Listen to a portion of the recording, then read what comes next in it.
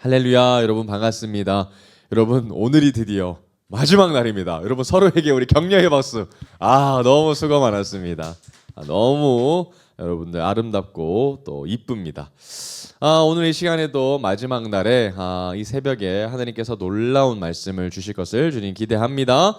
우리는 계속해서 더 크로스라는 제목으로 주제로 우리 함께 말씀을 읽어 나가고 있는데요. 여러분 첫째 날 말씀이 뭐였습니까? 십자가로 부유해지다. 또 둘째 날은 십자가로 자유해지다. 또 셋째 날은 십자가로 의로워지다. 또 셋째 날 저녁에는 십자가로 회복되다 였고요. 그리고 어제 새벽에는 십자가로 새로워지다 였고, 오늘 다섯째 날 새벽에는 십자가로 세워지다 라는 제목으로 여러분들과 함께 말씀을 나누기를 원합니다. 이 십자가 시리즈는 오늘 저녁에 이제 마무리가 될 겁니다. 오늘 우리가 읽은 말씀을 여러분의 내용을 잠깐 한번 돌이켜 보면, 이제 바울이라고 하는 이 사람이 이 베드로를 책망하는 장면이 좀 나옵니다. 오늘 말씀을 통해서, 특별히 바울을 통해서 전해진 이 말씀 가운데 우리들에게 질문이 하나 있을 겁니다. 그게 뭐냐면, 과연 우리는 무엇 위에 살아가고 있는가에 대해서 여러분들 좀 질문을 나누기를 원합니다. 내가 서 있는 그 터가 무엇인가, 흔들리지 않는 터가 무엇인가를 오늘 좀 한번 바라보게 되기를 원합니다. 우리는 어제 새벽에 들은 말씀을 통해서 우리는 완전히 새롭게 되어진 피조물이라는 것을 오늘 말씀을 통해서 어제 배웠죠. 우리는 이전 것과는 완전히 구별되어진, 완전히 리크레이트, 새롭게 창조되어진 피조물이라는 것을 우리는 알게 되었습니다. 특별히 대제사장이신 예수 그리스도께서 하나님께 나아가 자신의 피를 그분께 내어드림으로 말미암아 우리는 하나님과 화목하게 된 자였다는 것입니다. 그러면 이제 우리는 새롭게 되어졌으니 이제 더 이상 우리는 옛사람으로 살아가는 것이 아니라 어떤 사람으로 살아가는 거예요? 새 피조물로, 새로운 사람으로 살아가야 한다는 겁니다. 그런데 오늘 우리가 읽었던 이 말씀의 핵심이 뭐냐면, 옛사람과 새 사람이 서로 충돌되고 있는 모습이 베드로 안에 4명 가운데서 일어나게 될 겁니다. 그리고 그 장면을 결코 가만히 보지 아니하고 바울이라고 하는 사람이 책망하는 장면이 오늘 장면입니다. 오늘 우리 읽었던 말씀을 함께 다시 보도록 합시다. 갈라디아서 2장 11절 말씀 우리 같이 읽어봅니다. 시작. 게바가 안디옥에 이르렀을 때에 책망받을 일이 있기로 내가 그를 대면하여 책망하였노라. 여러분, 여기서 게바라고 하는 이름은 바로 베드로라고 하는 사람의 다른 이름입니다. 그러니까 베드로가 안디옥이라는 도시에 딱 도착하고 나서 어떠한 잘못 때문에 바울에게 책망받을 만한 어떤 실수를 베드로가 했다라는 겁니다. 그래서 오늘 이 바울이라고 하는 사람이 뭐 했대요? 결코 그를 가만히 놔두지 아니고 뭐 했더라? 대면에서, 그러니까 얼굴을 마주하고 뭐 했어요? 책망했다는 겁니다. 그러니까 혼냈다라는 표현이 오늘 나오고 있습니다. 여러분, 베드로라고 하는 사람은 어떤 사람이죠? 예수 그리스도의 완전히 오른팔처럼 최측근이었고 예수님의 친애하던 사랑받는 제자였습니다. 어쩌면 이 제자들 가운데 가장 대단한 믿음의 소유자였고요, 또 리더이기도 했습니다. 그런데 이 베드로라고 하는 사람이 어찌 됐는지 예수 그리스도의 그 사명을 받고 또 승천하신 뒤에 베드로가 완전히 변하지 않았습니까? 사도행전을 보면 베드로가 믿음이 확 변해서 정말 멋있는 모습으로 많이 보이는데도 불구하고 어찌된 일인지 이 갈라디아에서 말씀을 보면 베드로가 한 실수를 하는 것처럼 보인단 말이죠. 분명히 베드로는 어떤 실수를 한 것 같습니다. 무엇인가 잘못했던 것 같거든요. 그래서 바울이 혼냈다는 겁니다. 베드로를 찾아가서 그를 대면하고 책망했다, 혼냈다라는 겁니다. 근데 여러분, 여기서 중요한 포인트는, 그럼 아무리 바울이라고 하지만 당시에 베드로를 혼낸다는 것을 여러분 상상하기 어려운 일입니다. 왜냐하면 베드로는 당시에 예수님의 최측근이었고 예수님께 사랑받는 제자였고 예수님과 대면하며 3년 반 동안 훈련받는 사랑받는 제자였던 거예요. 그런데 거기에 반해서 바울은 어떤 사람이었습니까? 바울은 예수님을 믿는 자들을 뭐 했던 사람들이었어요? 핍박하는 사람이었어요. 예수님을 믿는 자들을 잡아서 옥에 가두는 사람이었고 예수님을 실제로 본 적도 없고 예수님의 제자도 아니었어요. 그러니까 예수님을 핍박하던 사람이 갑자기 환상을 통해서 예수님을 만나고 그럼에 예수님을 향하여 바울의 삶이 변했기 때문에 당시에 있었던 사람들은 바울을 잘 인정하려고 하지 않았던 것 같아요. 그럼 바울을 보고 어떤 생각이 들었을까요? 저거 스파이 아니야? 일부러 자기의 믿음이 있다고 생각하면서 내가 예수님을 만나서 예수님을 사랑한다고 얘기하지만 어느 순간 갑자기 다시 변해서 그리스도인들이 다시 싹 잡아서 옥에 가두는 것이 아닌가? 그래서 계속해서 바울을 신뢰하지 못했고 의심했고 바울의 권위를 인정하지 못했다는 겁니다. 심지어 예수님을 만난 적도 없고 가르침을 받았던 적도 없기 때문에 이 제자, 사도로서의 권위가 많이 부족했던 때였거든요. 그러다 보니까 이 바울이라는 사람이 감히 가장 권위가 있는 예수님의 제자인 베드로를 핍박하는 것이 쉬워요, 어려워요? 굉장히 어렵고 무례한 일이라는 사실입니다. 그래서 이 모든 부담을 안고서, 그러니까 베드로를 향하여 이 책망하는 것을 한다는 일은 굉장히 부담스러운 일이고 굉장히 조심스러운 일이라는 겁니다. 그런데 바울이 그 사실을 모를까요? 아니, 모르지 않습니다. 베드로를 공격했을 때 바울이 공격받을 것을 굉장히 알았을 겁니다. 그런데도 불구하고 그 모든 부담을 감당할 만큼 뭐 했다는 거예요? 이 사건이 굉장히 치명적이고 중요했다라는 겁니다. 그러니까 베드로는 실수를 했다는 겁니다. 바울이 책망할 만큼 뭔가 대단히 실수했다는 사실이라는 거죠. 그러면 우리가 이 질문을 하게 됩니다. 도대체 그러면 베드로가 어떤 잘못을 했길래 바울이 그렇게 위험을 부담하고 감당하고 그렇게 책망을 했을까? 이 사실을 좀 질문을 하게 되는 것이죠. 2장 12절 말씀입니다. 우리 같이 한번 읽어봅니다. 시작. 야고보에게서 온 어떤 이들이 이르기 전에 게바가 이방인과 함께 먹다가 그들이 오매 그가 할례자들을 두려워하여 떠나 물러가매. 여러분, 지금 이 베드로가 어떤 실수를 했는지에 대해서 알려주고 있습니다. 여러분, 베드로가 어떤 실수했습니까? 여러분, 베드로는 지금 안디옥에 이르렀을 때 책망받은 일이 있다고 했습니다. 그 사건이 바로 오늘 12절에 읽었던 이 내용인데요. 여러분, 지금 베드로는 안디옥에 도착해서 이방인들, 당시 거기에 있었던 그리스도인들과 함께 식사를 하고 있었던 것 같습니다. 그러면서 그들과 함께 떡을 떼고 교제하면서 하하호호하며 재밌게 교제하고 있는데 그 자리에 갑자기 누가 오게 된 겁니까? 야고보에게서 온 사람들, 그러니까 야고보와 관련이 있는 사람들, 그러니까 야고보라는 사람의 제자들이거나 아니면 관련돼 있는 사람들이 갑자기 베드로의 그 식탁 가운데 찾아오게 된 거죠. 그런데 갑자기 베드로가 이방인과 함께 먹고 있는 그 식탁의 자리에서 야고보에게 온 사람들을 얼굴을 확인한 뒤에 뭐 했다는 거예요? 그냥 자연스럽게 거기서 계속 밥을 먹으면 되는데 뭐 했다는 겁니까? 헐레벌떡 놀라면서 일어나면서 급하게 그 자리를 떠나서 뭐 했다는 거예요? 그들과 함께 안 먹었던 것처럼 거짓된 행동을 했다라는 겁니다.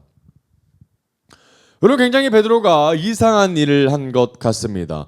여러분, 베드로가 왜 이런 행동을 했을까요? 당시 유대법에 의하면 이방인들과 함께 같이 상종도 하지 않고 먹지도 않았기 때문입니다. 여러분, 이방인들과 교제하지 않았던 것은 유대인의 고질적인 문제였거든요. 왜냐하면 유대인들에게는 선민 사상이 있었어요. 자기들만 선택받았기 때문에 선택받음이 없는 구원받지 못한 이방인들과는 아예 교류를 하지 않았던 거예요. 그래서 교제하면 오히려 우리가 부정해진다고 믿었기 때문에 특별히 식사를 하지는 않았던 겁니다. 그래서 유대인이 사마리아를 업신여기고 사마리아인과는 절대로 소통하지 않았지 않았습니까?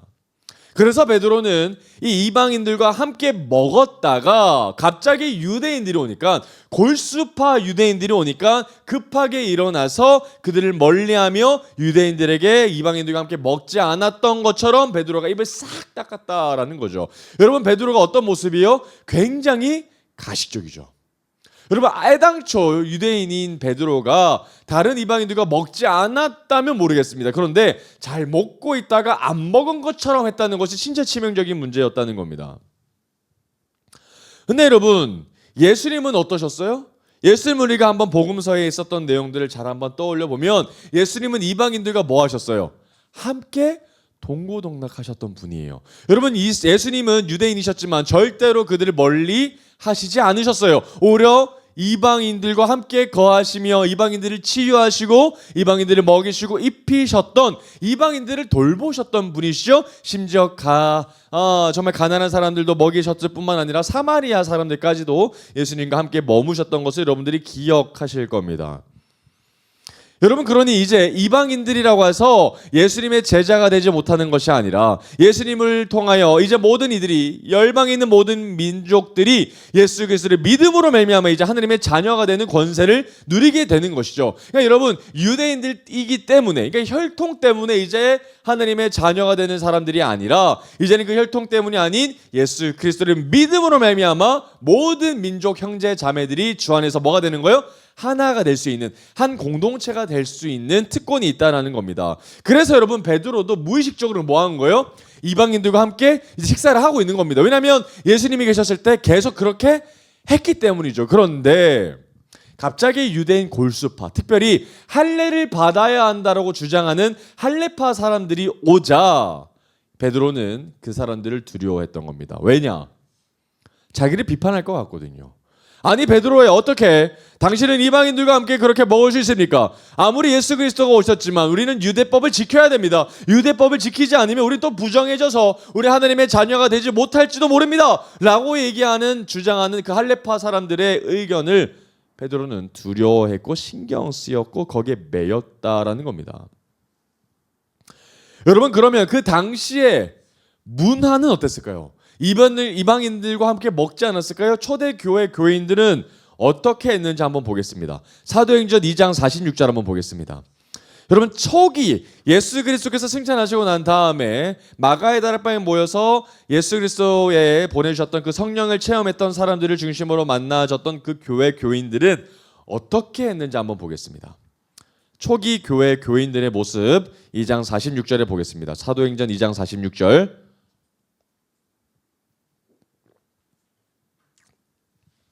자, 어떻게 합니까? 사도행전 2장 46절 보면 이렇게 표현합니다. 날마다 마음을 같이하여 성전에 모이기를 힘쓰고 집에서 뭘 떼요? 떡을 떼요. 우리 기쁨과 순전한 마음으로 음식을 먹고. 그러니까 매일 모이는 거예요. 매일 마음을 같이 하고 그리고 매일 힘을 써서 어디에 모인다는 거예요? 성전에 모여서 함께 예배한다는 겁니다. 그리고 틈만 나면 같이 떡을 떼고 기쁨과 순전한 마음으로 주 앞에서 한 공동체를 이룬 것이 초대교회 교인들의 모습이었다는 겁니다. 그래서 유다인이나 헬라인이나 이방인이나 상관없이, 가난한 자나 부유한 자나 상관없이 늘 한 식탁에서 같이 떡을 떼며 먹었던 것이 아름다웠던 초대교회 교인들의 공동체, 교인들의 모습이었다는 거예요. 그런데 오늘 말씀을 보면 베드로가 이방인하고 같이 떡을 떼다가 할례파를 보자마자 가식적으로 말입니다, 이방인들과 안 먹은 척했다라는 것이 오늘 큰 이슈였다는 겁니다. 그러면 여러분, 그 당시에 베드로랑 같이 함께 식탁에 앉아 있었던 이방인들의 마음은 어땠을까요? 같이 베드로랑 교제하고 있다가 베드로가 유대파 사람들을 보자마자 자기랑 같이 안 먹은 것처럼 싹 돌아서는 모습을 보고 이방인은 어떤 마음이 들었을까요? 굉장히 큰 상처 아니었을까요? 아니 베드로는 어떻게 그럴 수 있어? 예수님이 계실 때는 항상 우리랑 같이 먹다가 유대인 사람들 딱 오니까 우리랑 먹지 않는 것처럼 보인다고 저런 가식적인 사람이 있나? 아, 실망이야. 얼마나 배신자야, 이런 생각하지 않았을까요? 너무나도 상처가 깊었을 겁니다. 여러분, 예수 그리스도께서 이 땅 가운데 오셔서 예전의 율법, 유대인들이 가지고 있었던 고질적인 율법들을 폐하시지 않았습니까? 그리고 그들에게 새로운 언약을 주시면서 새로운 식탁에 앉게 하시고 언약 공동체로 그들을 이루게 하셨는데, 다름 아닌 예수님의 최측근 애제자 베드로가 옛 율법의 메인 행동을 하니까 얼마나 그들 마음 가운데 혼란스러웠겠습니까? 아, 그러면 옛 율법을 우리가 계속해서 지켜야 되는 것인가? 아니면 그럼 예수님이 오셔서 우리에게 새 언약이 되어주시겠다고 하신 것이 뭔 의미지? 그러면 율법이 2개라는 말인가? 그럼 어떻게 되는 거야? 라고 그들이 굉장히 혼란스러울 수 있겠죠. 그러니 베드로의 이 문제는 개인의 선택이 아니라 공동체의 파급적인 결과를 가져올 수 있는 문제였다는 겁니다. 여러분, 베드로가 일반적인 유대인이었으면 큰 문제가 되지 않았을 거예요. 그러나 베드로는 달랐죠. 영향력 있는 사람이었고 예수님의 제자였기 때문에 베드로의 행동이 굉장히 그들의 신앙 가운데 큰 영향력을 가져다 줬을 거라는 것이 문제였다는 겁니다. 여러분, 이것을 베드로가 모르지 않아요. 예수님의 그 언약이 자기에게 어떤 의미인지 모르지 않습니다. 그런데 왜 베드로가 이런 선택을 했을까요? 옛 언약을 폐했고 새 언약을 대표로 체결한 자 있는데, 최후의 만찬에서 예수님과 함께 떡을 떼며 교제하며 새 언약을 체결한 대표자인데 왜 이렇게 했냐 이 말입니다. 베드로는 분명히 사람의 판단을 두려워했습니다. 유대인 할례파들이 자기를 비판할 것을 두려워했던 거죠. 이거 괜히 이방인들과 내가 떡을 먹고 있는 것을 보면 유대인 할례파가 나를 무시하는 것이 아닌가, 나를 없인 여기는 것이 아닌가, 이런 걱정을 했기 때문에, 그래서 거기에 매인 것으로 이런 행동을 하게 됐던 것이죠. 사랑하는 여러분, 베드로도 또 무너질 수 있습니다. 여러분, 우리 수요일 날 베드로가 무너졌던 것을 봤습니다. 그죠? 수요일 저녁에 베드로가 얼마나 큰 실수를 했는지 우리가 봤습니다. 그런데 여기서도 또 베드로가 뭐 합니까? 또 실수합니다. 여러분, 믿음이 아무리 좋다고 하더라도 우리는 이런 때론 우리의 삶 가운데 실수를 할 수 있고 넘어질 수 있습니다. 그래서 우리에게 사실은 위로가 되죠. 베드로도 넘어졌기 때문에, 베드로도 실수했기 때문입니다. 그런데 여러분, 이게 문제가 있어요. 베드로만 이렇게 되는 것이 아니라 13절 한번 볼까요? 어떤 일이 벌어져요? 베드로만 그렇게 하는 것이 아닙니다. 베드로에게 뭘 받아요? 영향을 받아요. 그래서 이런 일이 벌어집니다. 남은 유대인들도 그와 같이 뭐 했더라? 외식했더라. 바나바도 그들의 외식에 유혹되었느니라. 여러분, 베드로만 그렇게 된 것이 아니라 거기 앉아 있었던 다른 유대인들도 뭐 한 거예요? 베드로가 벌떡 일어서니까 다른 사람들도 뭐 한 거예요? 어이구야 하면서 일어서 가지고 전부 이방인을 떠났더라라는 거예요. 그러니까 모든 사람들이 베드로를 따라서 행동한 거예요. 여러분, 이거 커요, 작아요? 문제가 큽니다. 그러니까 베드로가 당시 영향력이 있었기 때문에 베드로는 진짜 책망받을 만했다는 겁니다. 당시 예수님이 이때 옆에 계셨다면 베드로가 분명히 혼났을 겁니다. 분명히 혼났을 거예요. 그런데 심지어 누구도 유혹에 받아요? 바나바도 유혹받습니다. 전도 대장으로 쓰임 받았던 바나바도 유혹받아요. 그러니까 바나바도 앉았다 일어났다, 야, 이게 일어서야 돼 말아야 돼, 이거 어떻게 해야 돼? 막 이런 분위기가 형성이 되었다라는 겁니다. 여러분, 여기서 보면 외식이란 단어가 나와요. 여러분, 외식이란 단어가 어떤 단어입니까? 거짓된 행동입니다. 겉과 속이 다른 행동을 거짓된 행동이라고 얘기하고요. 그것을 바로 외식한다라고 이야기합니다. 여러분, 외식하는 자들의 대표적인 사람들이 누굽니까? 예수님이 이 땅 가운데 오셔서 복음서에 기록되어 있는 바 외식하는 자들이여 라고 질타받았던 사람들이 누구죠? 바리새인 아닙니까? 마태복음 23장으로 한번 가봅시다. 여러분, 마태복음 23장에 가보면 외식하는 사람들이라고 정말 많은 질타를 받는 자들이 주인공처럼 등장하는데요. 그 사람들이 바로 누굽니까? 바리새인들이거든요. 그런데 바리새인들에게 특별히 예수 그리스도께서는 정말 단호하게 이야기하십니다. 자, 뭐라고 얘기하셔요? 화 있을진저. 여러분, 예수님이 이렇게 얘기하시죠, 그죠? 화 있다, 너희들이 화가 있을 것이다. 외식하는 서기관들과 바리새인들이요. 이게 뭡니까?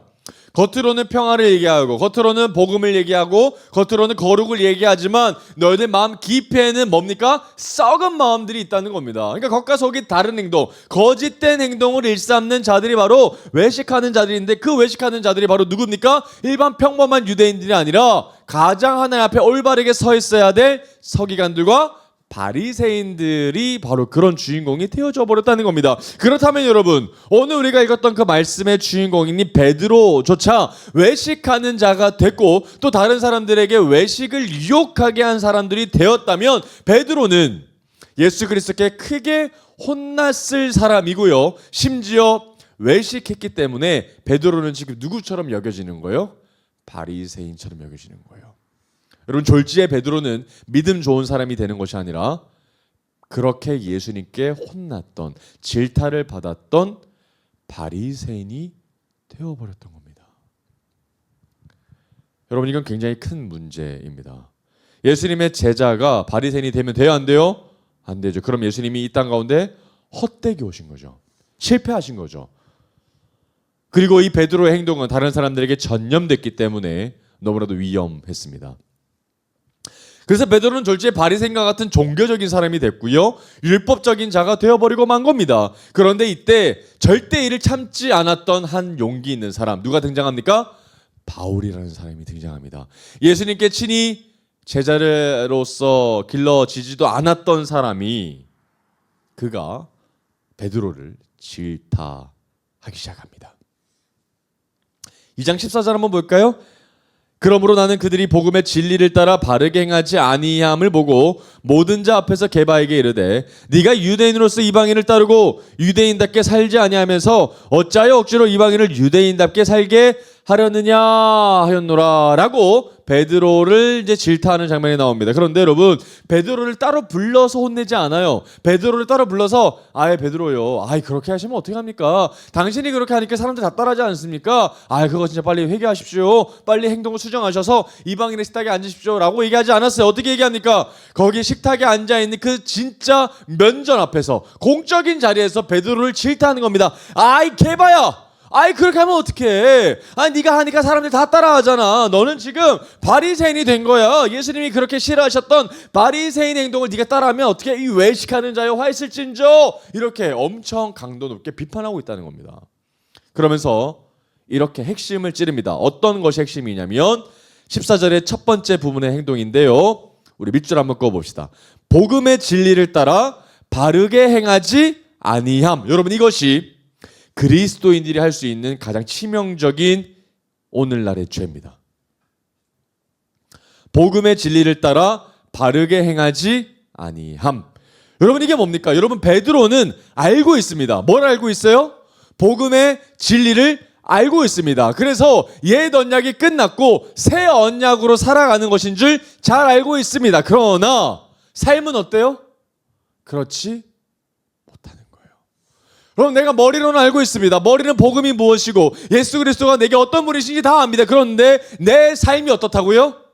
그렇지 않다는 겁니다. 그런데 그렇게 살아가는 사람들이 단순히 믿음이 안 좋은 사람이 아니라, 믿음이 부족한 사람이 아니라 어떻게 여겨짐을 받는 거예요?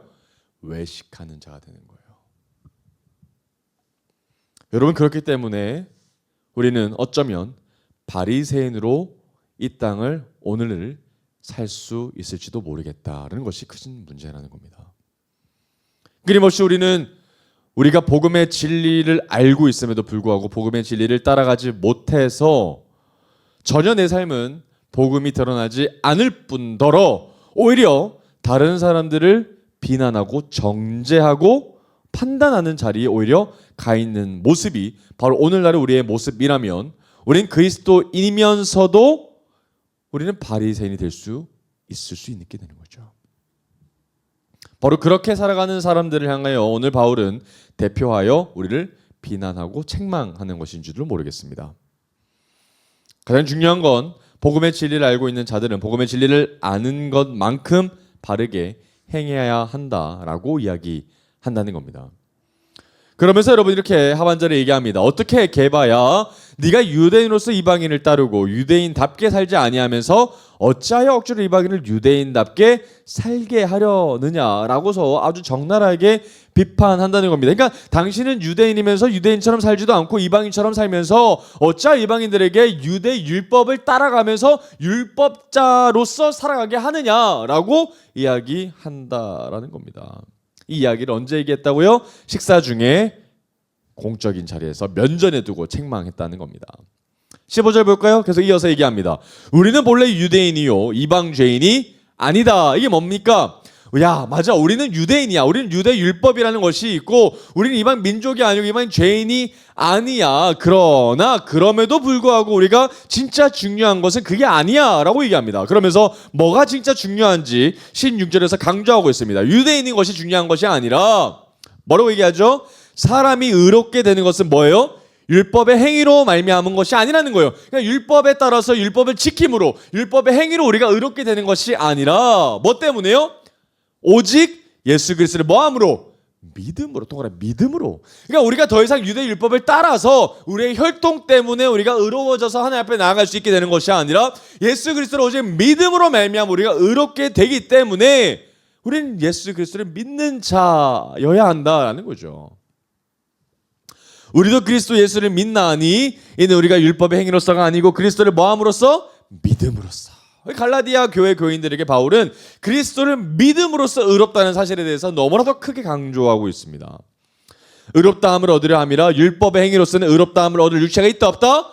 이 땅에 하나도 없다는 겁니다. 그러니까 율법을 통해서 구원받을 자 아무도 없다는 겁니다. 율법을 통해서 하나님 앞에 나아갈 수 있는 자가 없다. 오직 우리가 그리스도로 말미암아 십자가 단 하나를 말미암아 우리는 하나님 앞에 나아갈 수 있고 의로워질 수 있다. 그런 의미에서 우리는 더 이상 유대인의 특권을 누리게 하는 것이 아니라 율법을 지켜야 우리가 같은 식탁에 앉아 있는 것이 아니라 뭐함으로 그리스도를 믿음으로 말미암아 우리는 주 안에서 한 형제 자매가 되어 신실한 주님을 사랑하는 교회 공동체가 될 수 있다. 그래서 한 테이블에 먹고 마실 수 있다 없다? 있다라는 겁니다. 외식하지 말라라는 겁니다. 이렇게 바울은 강조하면서 이야기하고 있습니다. 17절 한번 볼까요? 자, 만일 우리가 그리스도 안에서 의롭게 되려 하다가 죄인으로 드러나면 그리스도께서 죄를 짓게 하는 자냐? 결코 그럴 수 없느니라 라고 이야기하고 있어요. 이게 무슨 말이냐면 여러분 우리가 의롭게 되게 하기 위해서 또 하나님 앞에 나아갈 수 있게 의로워지기 위해서 우리는 어디 안에 있는 거예요? 그리스도 안에 있는 거예요. 그런데 그렇게 있다가 우리가 율법을 지키지 못함으로 우리가 죄를 범하게 되는 경우가 오늘처럼 있게 된다면 그렇다면 그리스도가 우리를 또다시 죄짓게 만드느냐 이 말하는 겁니다. 이게 무슨 말이냐면 여러분 쉽게 말해서 우리가 새 언약이 주어졌어요. 그러니까 우리는 더 이상 율법의 메인자들이 아니거든요. 그래서 우리가 그리스도 안에 있다가 오늘날처럼 이방인들과 함께 떡을 먹다가 그 자리에 가만히 앉아 있어서 우리가 율법을 어겨서 죄를 범하게 된다고 한다면 누구 때문에 죄를 범하게 되는 거예요?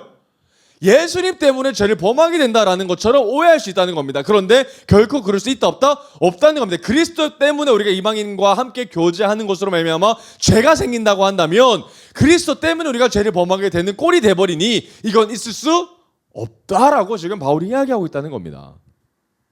결코 그럴 수 없다. 그러면서 18절 19절 말씀입니다. 만일 내가 헐었던 것을 다시 세우면 내가 나를 범법한 자로 만드는 것이다. 여러분 이게 어떤 고백이냐면 바울이 이런 고백을 했다는 겁니다. 내 언약은 내가 그렇게 오랫동안 배웠던 유대 율법은 뭐했다? 죽었다. 그리고 예수 그리스도로 말미암아 체결된 새 언약으로 살아가는 자가 내가 바울이다 라고 믿음으로 살아갔는데 다시 오늘날 내가 그 헐었던 율법을 뭐하면 다시 세우고 그 율법을 따라 살아간다면 나는 뭐가 되는 거예요? 주 안에서 범법한 자, 죄를 어긴 사람으로 살아간다라는 겁니다. 그러니까 그리스도 때문에 내가 오늘 이방인과의 식탁에 앉아서 죄를 범하는 것이 아니라 오히려 율법을 지키는 것이, 율법의 메인 것이 어떻게 되는 거예요? 오히려 죄를 범하게 되는 것이다 라는 거죠. 그러니까 뭐가 진짜 죄를 범하는 것인지, 그리스도로 말미암아 옛 언약을 지키지 아니하고 오직 그리스도로 말미암아 새 언약을 지키는 것이 죄를 범하는 것인지, 아니면 그리스도가 왔음에도 불구하고 옛 언약에 구속되는 것이 죄를 범하는 것인지 잘 판단해라 라고 지금 바울이 이야기하고 있다는 거죠. 그러면서 19절에 이렇게 얘기합니다. 내가 율법으로 말미암아 율법에 대하여 뭐 했다? 죽었다. 또 그러면 죽었다. 나는 율법에 대해서 죽었다. 이는 하나님에 대하여 오히려 살려고 합니다. 이게 무슨 말이냐면 여러분, 나는 더 이상 율법을 지키고 싶어도 뭐 할 수밖에 없다? 못 지킨다는 거예요. 여러분 내가 아무리 지키지 않으려고 노력을 해서 내가 율법을 지키지 않는 것이 아니라 율법을 아무리 지키려고 해도 나는 율법을 지킬 수 없는 자라는 거예요. 왜 그렇죠? 나는 율법에 대해서 뭐 했기 때문에? 죽었기 때문에. 살아있는 자가 아니라 죽었기 때문에 나는 율법을 아무리 지키고 싶어도 지킬 수 없는 자다. 그래서 내가 지키지 않으려고 노력해서 지키지 않는 것이 아니라 내 결단과 내 의지 때문에 그렇게 할 수 있는 것이 아니라 뭐 때문에? 죽었기 때문이죠. 어쩔 수 없이 나는 율법을 지킬 수 없는 자다라는 겁니다. 그런데 율법에 대하여 내가 죽었기 때문에 어떤 일이 벌어지는 거예요? 옛 율법에 죽었기 때문에 새 언약의 백성이 됐기 때문에 나는 그래서 어떻게 되는 거예요? 하나님 앞에서 산다는 거예요. 놀라운 복음의 말씀을 지금 하고 있다는 겁니다. 바울은 명확하게 알고 있었습니다. 율법의 메인자로 살아가는 것이 아니라 새 언약으로 살아가야 된다. 예수 그리스도로 말미암아 새 언약 백성으로 살아가야 된다라고 얘기하고 있는 겁니다. 그러면서 오늘 가장 중요한 오늘 본문의 핵심 말씀이 20절에 나와요. 20절 같이 한번 읽어보겠습니다. 시작. 내가 그리스도와 함께 십자가에 못 박혔나니 그런즉 이제는 내가 사는 것이 아니요 오직 내 안에 그리스도께서 사시는 것이라. 이제 내가 육체 가운데 사는 것은 나를 사랑하사 나를 위하여 자기 자신을 버리신 하나님의 아들을 믿는 믿음 안에서 산다. 여러분 우리는 죽었습니다. 그죠?